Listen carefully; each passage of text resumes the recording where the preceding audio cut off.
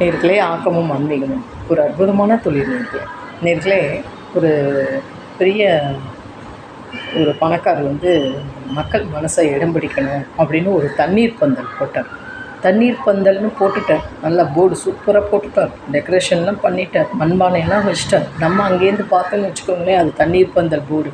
ஆஹா super அப்படின்னு நம்ம நினைப்போம். உள்ளே போய் பார்த்தா தான் தெரியும். அதுபோல் ஒரு நபருக்கு தாகம் ரொம்ப எடுத்தது. ரொம்ப வெயில், மயக்கம் வர ஸ்டேஜ். அப்போ வேகமாக பானையை எடுக்கிறார். ஆகா, அங்கே இருக்கே தண்ணீர் பந்தல், நம்ம போய் தண்ணி குடிச்சிட்டு வருவோம் அப்படின்னு அவர் திறக்கிறார். தண்ணி இல்லை. அப்போ அந்த நபர்கிட்ட கேட்குறார். பக்கத்தில் அந்த நபர் நிற்கிறார். பேப்பர் பார்த்துட்டு இருக்கார். இங்கே தண்ணி இல்லையே அப்படின்னு. தண்ணி இங்கெல்லாம் கிடையாதுப்பா, இங்கே தண்ணீர் பந்தல்னு போர்டு இருக்கே. தண்ணீர் பந்தல்னு போர்டெல்லாம் இருக்கும், தண்ணி இங்கே இல்லை, தீர்ந்து போச்சு. இல்லை, வேறு எங்கேயா தண்ணி கிடைக்கும். அங்கே போய் அந்த இதை போனீங்கன்னா அங்கே ஒரு கடை இருக்குது, அங்கே வந்து நீங்கள் வாங்கி குடிச்சுக்கோங்க அப்படின்னு. அப்புறம் எதுக்கு தண்ணீர் பந்தல்னு போர்டு இருக்குது இங்கேயா அப்படிங்கிறப்போ, அதெல்லாம் நீ கேள்விகள்லாம் கேட்கக்கூடாது. இது வந்து ஒரு இதுக்காண்டி நாங்கள் வச்சுருக்கோம் அப்படின்ட்டு. சரி, நான் அங்கே வாங்கி குடிக்கிறதுக்கு நான் என் வீடே இங்கே தான், ஏன் நான் அந்த சந்துக்குள்ளே நான் போய் குடிச்சுக்கிறேன் அப்படின்ட்டு போயிட்டாங்க. ஆகையால் தண்ணி வேணும்னு தான் கேட்டார். நான் வாங்கி தரேங்கிற ஒரு பதிலே வரல. போர்டை பற்றி தான் அவர், அதாவது தன்னுடைய பெயர் வரணுங்கிற ஒரு இதை வச்சு தான் போட்டிருக்கார். ஆக தண்ணி அங்கே கிடைக்கல. இவர் வந்து என்ன நினச்சிட்டாரு, நான் அங்கேயே போய் குடிக்கிறேன். இறைவன் வந்தார். இறைவனுக்கே வந்து தண்ணி கேட்குறார். அதாவது மாற்று ரூபத்தில் வந்து தண்ணீர்லாம் இங்கே இல்லை, அங்கே போய் குடிங்க அப்படின்னு. அப்போ அவருக்கே தண்ணி தாகம் வந்துடுது. இப்படி சொல்லி அவருக்கே வந்துடுது. அவர்கிட்ட தண்ணி இல்லை, அங்கே போய் குடிக்க முடியுமா? முடியும். ஆக நம்மளுக்கு இன்றைக்கி இந்த உதவி ஒரு மக்களுக்கு செய்யணும்னு நம்ம பிரியப்பட்டோம் அப்படின்னா செய்யலாம் நேர்களே. அதாவது நம்மள்கிட்ட இருந்தால் செய்யலாம். சேர்த்து வச்சு என்ன கொண்டு போகிறோம்? ஒன்றும் இல்லை. ஆகையால் முடிந்தளவு உதவும் இல்லைங்க. முடிந்தளவு ஒரு உதவி, முடிந்தளவு நம்மளுக்கு பேர் வேணும் அப்படிங்கிற இது இல்லாமல் கொஞ்சம் கொஞ்சம் செய்யலாம் நேர்களே. இன்றைக்கி யூடியூப் மூலமாக நான் பகிர்ந்துக்கிறேன். கண்டிப்பாக எனக்கு யூடியூப் ஆரம்பித்ததுலேருந்து இன்றைக்கி வரைக்கும் உங்கள்கிட்டலாம் பேசுகிறதுக்கு நான் கொடுத்து வச்சுருக்கோம். கண்டிப்பாக கொஞ்சம் கொஞ்சமாக அற்புதமான தொழிலுங்கிறது வளர்ந்துட்டே வருது. அது உங்கள் கையில் தானே இருக்குது நேர்களே. கண்டிப்பாக நீங்களும் உங்கள் குழந்தைகளுக்கு ஒரு நல்ல ஒரு ஃபங்க்ஷன்னா நம்ம வா உதவும் உள்ளங்கள் போகலாம், வா நம்ம இந்த குழந்தைகளுக்கு செய்யலாம், இந்த முதியோர் இல்லத்துக்கு போகலாம். ஆக நம்ம எது செஞ்சாலும் உண்மையான இது செய்யணும். பசி ஏப்பக்காரனுக்கு செய்யணும், புளிச்ச ஏப்பக்காரனுக்கு செய்ய வேண்டாம். கண்டிப்பாக செய்ய வேண்டாம். ஏன் அப்படி சொல்கிறேன் அப்படின்னா, உண்மையிலே பசியாக இருக்கிறவங்களுக்கு நம்ம செஞ்சோம்னா அது தானம். புளிச்ச ஏப்பக்காரனுக்கு செஞ்சால் அது தர்மம். நம்ம தானமாகவே செஞ்சுட்டு போகும்.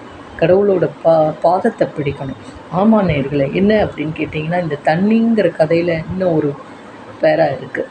என்ன அப்படின்னு கேட்டிங்கன்னா, கடவுள் வந்து மாற்று ரூபத்தில் ஏதாவது ஒரு தடவை வருவாருங்கிறது உண்மை. அப்போ மாற்று ரூபத்தில் வர்றப்ப ஒரு மனுஷனுக்கு தெய்வம் வந்திருக்கிறது கண்ணில் தென்படுறது உண்மை.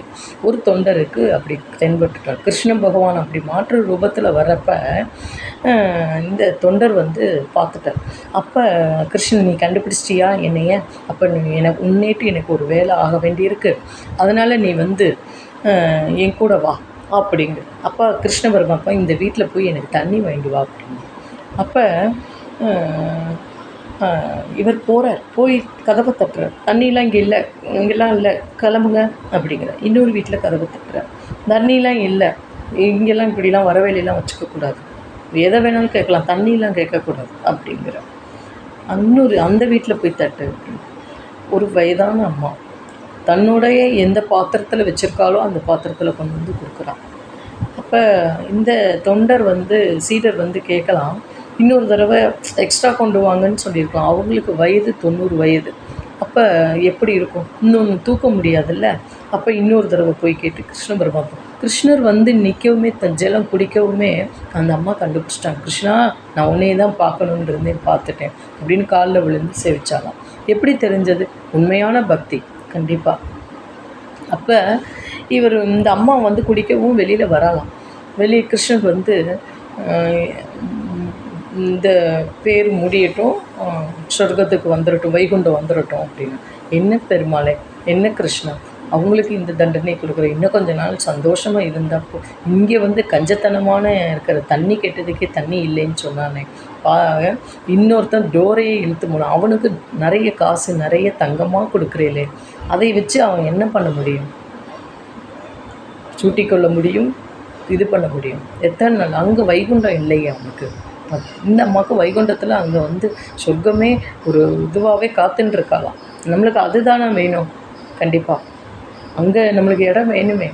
இன்னும் ஒரு பிறவி எடுப்போம், இன்னும் ஒரு பிறவி எடுப்போம், இன்னும் ஒரு பிறவி எடுப்போம்னு நம்ம எத்தனை பிறவி எடுக்க முடியும்?